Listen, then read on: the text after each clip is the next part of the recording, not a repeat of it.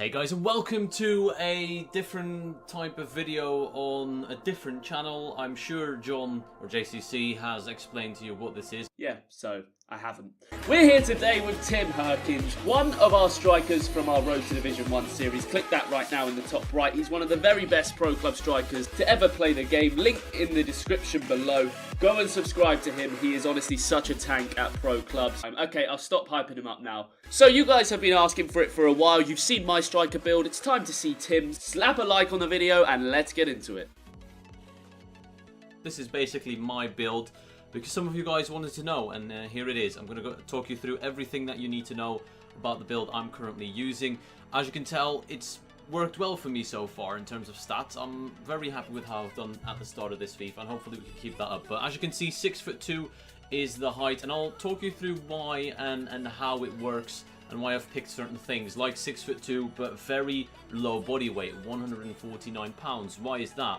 If I add 3 pounds onto that, I gain 5 strength, but I lose 1 sprint speed, 3 agility, and 2 jumping. Now, the jumping, the sprint speed, that's not really the big issue for me. Agility for me is a very, very important stat on this FIFA, and you need to get your agility as high as possible. It's pivotal for a striker to be able to turn quickly, whether he's looking for a pass, to shoot, or to get into position. Agility is an underrated stat, and strength, although it's a +5 upgrade, I'm not really a physical player. I don't tend to battle with defenders shoulder to shoulder.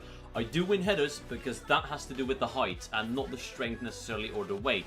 And again, having the +5 strength would decrease my jumping, so technically I'd be less superior in the air if I go a little bit stronger. It sounds weird, but that's how it works for me in game. That's how I've noticed it. If I go to 6'3" or higher, you can tell I'm taking a massive hit on the pace department. I don't mind losing 1 sprint speed or acceleration, but -3 sprint speed and -2 acceleration as well as the balance and agility is just too much for me. I don't want to do that, so I'm sticking to 6'2". If I go down to 6 foot, I gain 2 balance and 1 agility, and you could think, well, that's worth it.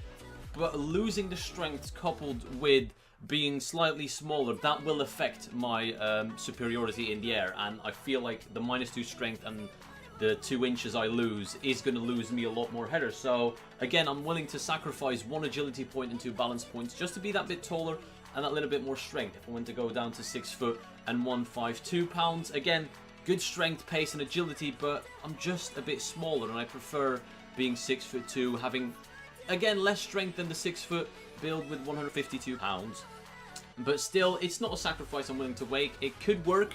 I've not experimented with it often. I've played a few games, and I just feel like at 6'2", I'm way more dominant in the air. But again, the agility, the pace, it's all still there, and I feel like this is the perfect balance for me to play both low-man clubs and 11-man clubs to make sure you can hold your own against full defenses. Now, another thing I'm going to take a look at is the skill point allocation on my builds. I've actually got 2 builds. One is for low-man when I'm not playing too seriously, and one is when I do try and play seriously and to the best of my ability, for VFL, for example. Let's take a look at the first one, playstyle 2. I can immediately tell by the skill point allocation that this is my serious build. This is the build I use when I'm trying to do everything. I'm trying to get the most out of my pro. As you can see, all the pace, in terms of physical, all the strength, just get it up there as you want, because strength is more important than stamina. If you have to make a choice between both of them, I'd go for strength. Stamina seems to be alright this FIFA. You could run for a full 90 minutes without any problems usually. No defending points, don't waste them in there if you're a striker. Everything for dribbling. You could say if you're not really a skiller, you can take off your skill moves and, you know, 4-star would be enough for you. I like to have the 5 stars for the fake Rabonas and the running of Kocha flicks. Again, you may not use that, you may not have that in your arsenal, so get rid of that. In terms of passing, I've got near enough everything except giant throw. You don't need that. An extra long passing one, again, 66 long passing up to 68, you're not going to feel that difference, and you're not going to play too many long passes anyways as a striker. Set piece specialist is useless as well for strikers if you're not on set pieces. In shooting, I've actually not got a lot. You'd think a striker would have most of the shooting upgrades, but no, I haven't. The finishing, shot power and long shots is what I've gone for, as well as all the weak foots, and as you've probably seen on JCC's channel already, Link in the top right hand corner right now. There is a weak foot glitch. You don't want to waste your points in volleys unless you're messing around, but when I'm playing seriously, I don't really tend to go for volleys, so that's why finishing, shot power and long shots are the 3 main things you should get. And I know JCC has got finesse shot on. I personally don't rate it, and that's why I don't have it on. And in case you're wondering why I don't have heading upgrades as well, it's because I feel like I win most of my headers, and accuracy is around the 85 for me, I think. Let's take a look. Yeah, 85 accuracy is solid enough for me. I don't think you need upgrades on heading, because heading is overpowered this FIFA, and goalkeepers struggle with that a lot more than shots on the floor. So you don't need the upgrades in my opinion, but this is the build I'm going for when I'm trying to have fun in low man, in divisions, you know, messing around with friends. Again, very similar, one less stamina this time. The strength upgrades, as always, are there. The dribbling, everything stays the same there. In terms of the passing, I've taken away quite a few long passing traits because I just don't need them. It's not the style of play you play in divisions, long passing. It's not 11 man, so I sacrificed those. And in exchange, I've actually gone for all the free kick upgrades because I like to bang free kicks when I'm not playing too serious and when I'm messing around with friends. As you can tell, 87 accuracy. From 75 to 87, that's a massive jump, so you want to have that on if you like to take free kicks.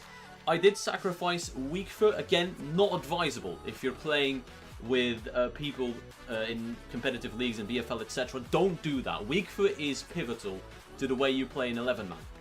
You're not going to get many free kicks when you're playing 11-man or competitive league, so you might as well take that off and get your weak foot.